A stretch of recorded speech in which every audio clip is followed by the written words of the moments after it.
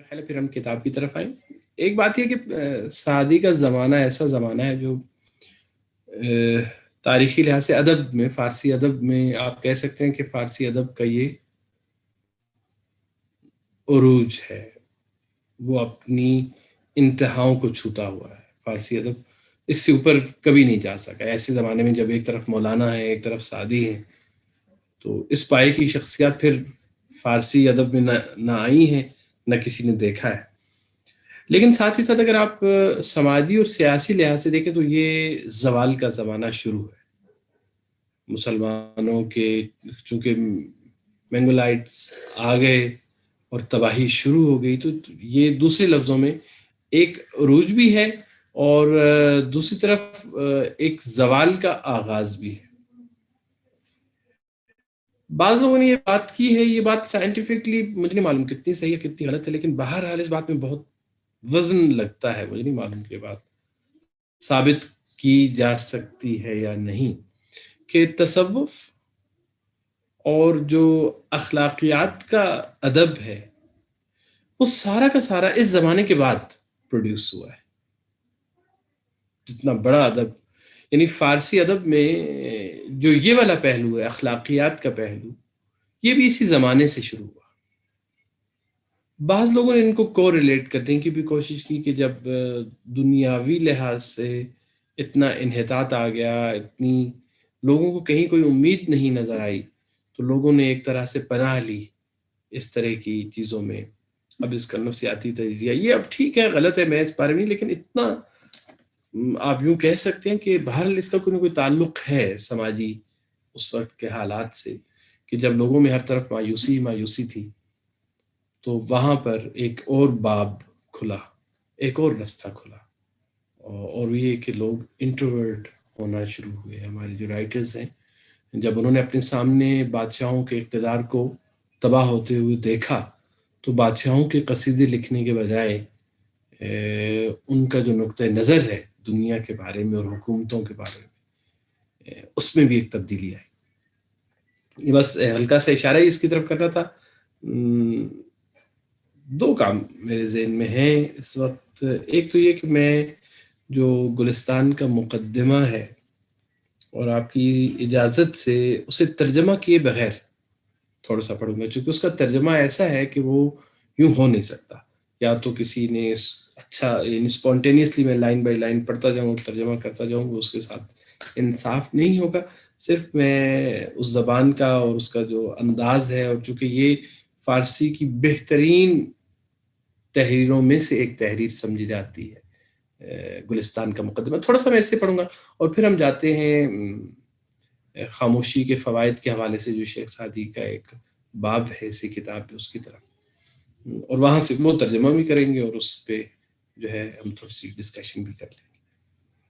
کتاب اس طرح سے شروع ہوتی ہے. گلستان وہ کتاب ہے جو اس میں بنیادی طور پہ نثر کی کتاب ہے، لیکن نظم کا بہت گہرا اثر ہے اس میں، اور نظم بھی بہت جا بجا اشعار ہے، اور جو نثر بھی لکھی ہے اس کا انداز بھی شاعرانہ ہے. منت خدای را عز و جل که طاعتش موجب قربت است و به شکر اندرش مزید نعمت. هر نفسی که فرو می رود ممد حیات است و چون بر می آید مفرح ذات، پس در هر نفسی دو نعمت موجود است و بر هر نعمتی شکری واجب. از دست و زبان که برآید که از عهده شکرش بدر آید. اعملوا آل داود شکرا و قلیل من عبادی الشکور. بنده همان به که ز تقصیر خویش عذر به درگاه خدای آورد، ورنه سزاوار خداوندیش کس نتواند که به جای آورد.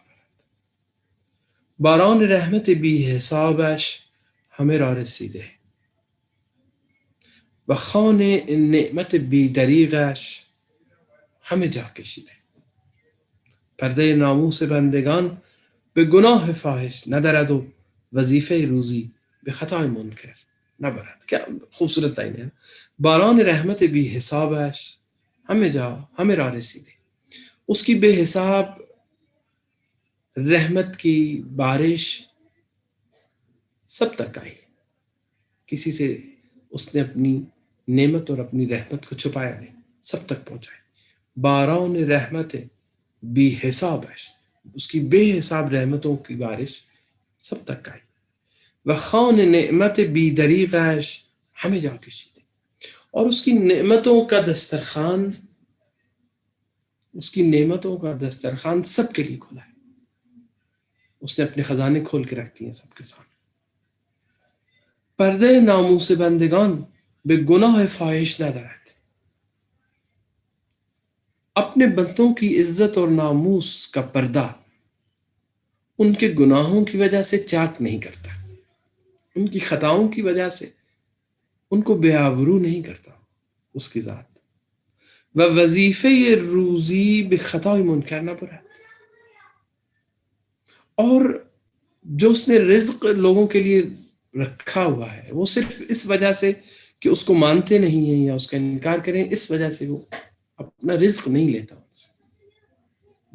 ای کریمی که از خزانه غیب گبر و ترسا وظیفه خوار داری، اے کریم کہ جس نے اپنے خزانے غیب سے گبر و ترسا، یہودی اور عیسائی مسیحی سب کے لیے تم نے اپنا دسترخوان کھول کے رکھا ہوا ہے۔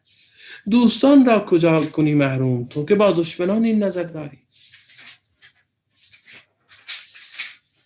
تم اپنے دشمنوں کے ساتھ اتنی محبت کرتے ہو تو دوستوں کے ساتھ کیا کرتے ہو گے؟ جو تجھے نہیں مانتے ہیں، جو تیرا انکار کرنے والے ہیں، ان کے ساتھ تجھے اتنی محبت ہے، تو وہ لوگ جو تیرے دوست ہیں ان کے ساتھ کیا کرتے ہو گے؟ فراش باد سوارا گفته تا فرش زمردی بگسترد و دایه ابر بهاری را فرمود تا بنات نبات در مهد زمین بپرورد. درختان را به خلعت نوروزی قبای سبز ورق در بر گرفته و اطفال شاخ را به قدوم موسم ربیع کلاه شکوفه بر سر نهاده. عصاره ناری و تاکی به قدرت او شهد فائق شده و تخم خرمایی به تربیتش نسل واسخ۔ نیچر کا ذکر، اور میں نے جیسے آپ سے پہلی معذرت کر لی کہ میں اس حصے کا ترجمہ نہیں کروں گا کیونکہ اس کا ترجمہ کرنا خود ایک کام ہے۔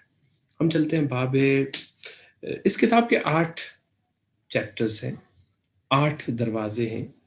باب دروازے کو کہا جاتا ہے، اور خود کتاب کی ابتدا میں لکھ دیا کہ 8 دروازے میں نے، یا 8 باب اس لیے رکھے ہیں کہ جنت کے بھی 8 دروازے ہیں۔